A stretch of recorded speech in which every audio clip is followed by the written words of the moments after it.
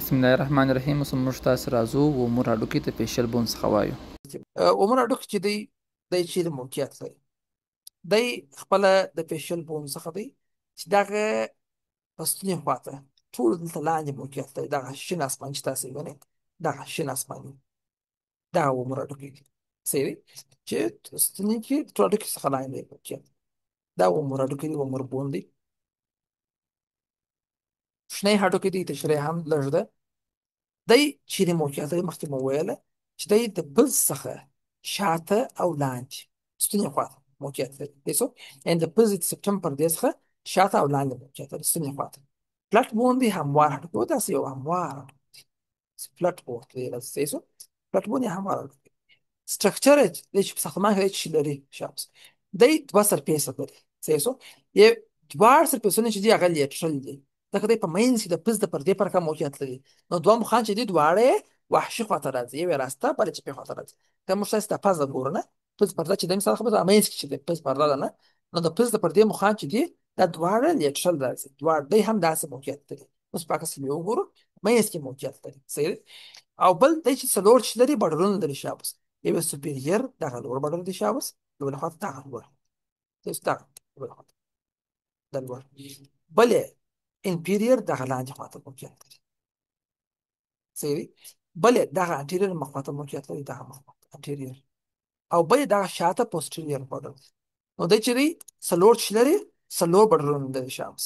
یو یې لوړ دغه سوپیریر و، بل یې لاندې دغه انفیریر و، بل یې مخ ته دغه انټیریر و، او بل یې شاته دغه پوسټیریر. دوه یې سرفیس وله، څلور چې دي بډرونه دي. پلټ بون دی او د پز د پردې شاته او لاندې موقعیت لري. سرفیسونه یې دواړه لیټرل دي، ځکه په منځ کې موقعیت لري. دواړه اړخونه چې دي هغه یې لیټرل خواهند شابس. دلته ورته وایي تاسې بیا نه سهېږي. قلم راواخلم.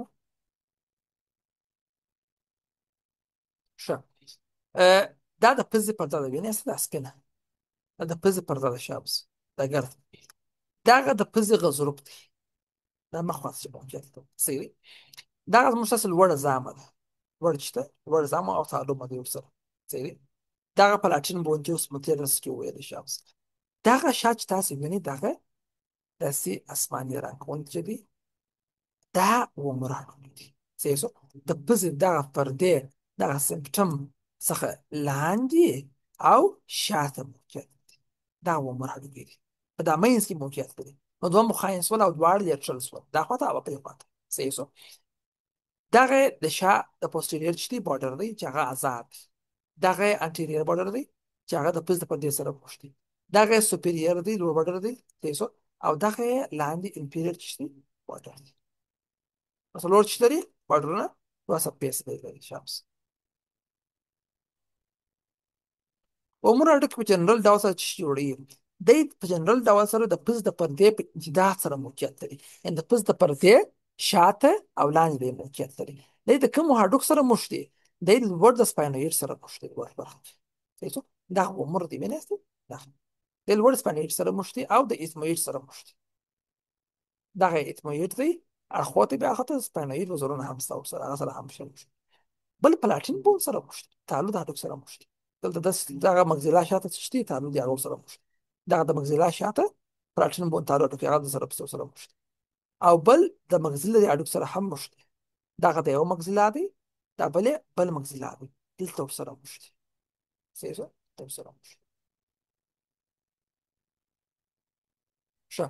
او بل د پزې د پردې او غضروف سره هم چې کېږي سره وسیږي. صحیح شو.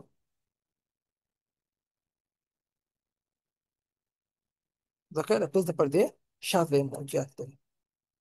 نو دا اوس موږ تاسې فیشل بونز چې موږ تاسې ګرد وویله. Like and follow us for more medical educational videos.